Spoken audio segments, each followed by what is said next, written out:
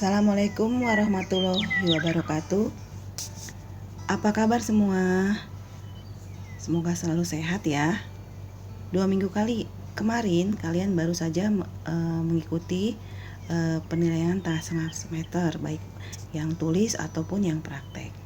Nah, Bu Guru harap hasil kalian bagus, dan bagi yang di bawah KKM harap segera menghubungi Bapak Ibu Guru mapel yang bersangkutan.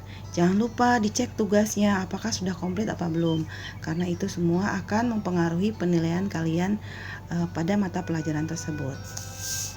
Materi PLH kita kali ini adalah tentang sumber daya alam. Kalian sudah pelajari ini dari SD ya. Materi yang atau bahasan yang kita akan diskusikan adalah tentang definisi SDA itu sendiri, jenis SDA, dan potensi SDA Indonesia.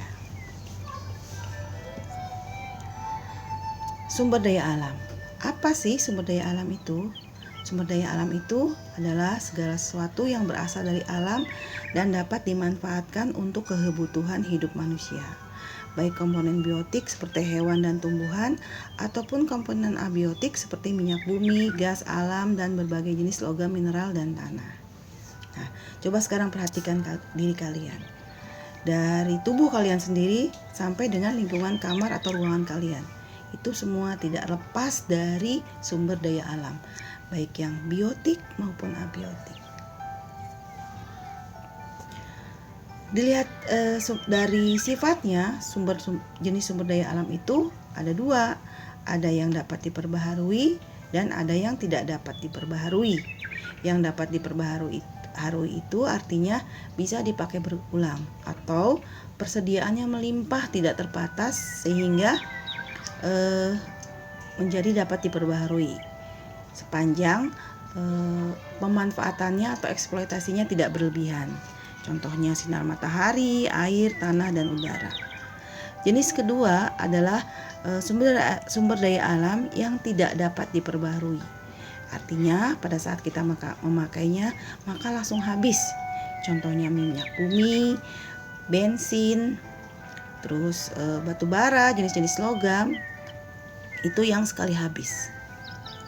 Ini contohnya ya, yang dapat diperbarui tumbuhan, kopi, sayuran, itu masuk ke dalamnya. Hewan, budidaya hewan, kambing, ayam, nah itu yang termasuk SDA yang dapat diperbaharui. Mereka dapat berkembang biak. Kemudian SDA yang persediaannya melimpah selama tidak dieksploitasi berlebihan, contohnya air, tanah, udara, sinar matahari. Jenis yang kedua itu contohnya yang tidak dapat diperbaharui, contohnya jenis logam, emas, perak, nah itu sekali habis ya. Kemudian juga minyak bumi dan turunannya, bensin, petralite, itu contoh-contoh sumber daya alam yang sekali habis pakai, tidak dapat diperbarui. Kalau berdasarkan pemanfaatannya, sumber daya alam menjadi sumber daya alam hayati dan non-hayati. Hayati yang hidup seperti misalnya tumbuhan dan hewan, non-hayati yang tidak hidup seperti logam, air, tanah, mineral, sinar matahari, dan udara. Nah, nanti di tugas hari ini kalian Ibu minta untuk mengklasifikasi jenis-jenis sumber daya alam yang ada pada lingkungan rumah kalian. Bagaimana dengan potensi sumber daya alam di Indonesia? Wah, potensi sumber daya alam di Indonesia itu sangat besar sekali. Ya, melimpah. Kenapa? Karena alhamdulillah kita tuh dikaruniai oleh Allah Subhanahu wa taala terletak di daerah tropis yang memiliki curah hujan yang cukup tinggi sehingga memungkinkan tumbuhan cepat tumbuh dan berkembang biak ya. Kita adalah salah satu negara kedua setelah Brasil di dunia yang hutannya sangat luas ya. Yang kedua, Indonesia terletak di titik pergerakan lempeng tektonik sehingga memiliki banyak pegunungan berapi dan memiliki banyak mineral di dalamnya. Jadi karena letak kita di ring of fire ya, pergerakan lempeng tektonik, gunung berapi, banyak sekali bahan mineral dan barang tambang di Indonesia. Yang ketiga, daerah perairan di Indonesia memiliki banyak sumber makanan bagi berbagai jenis hewan dan tumbuhan serta mengandung berbagai jenis mineral. Nah, kalian lihat saking kayanya negara kita, jadi sampai kita kadang-kadang kita lupa bersyukur bahwa kita tinggal di Indonesia ya. Bagaimana kita dikaruniai oleh sumber daya alam yang sangat melimpah ruah, yang membuat kalian sebagai generasi penerus bangsa itu mempunyai tanggung jawab bagaimana nanti kedepannya memanfaatkannya secara lestari. Dan ini adalah tugas kita semua sebagai warga masyarakat, sebagai warga negara Indonesia.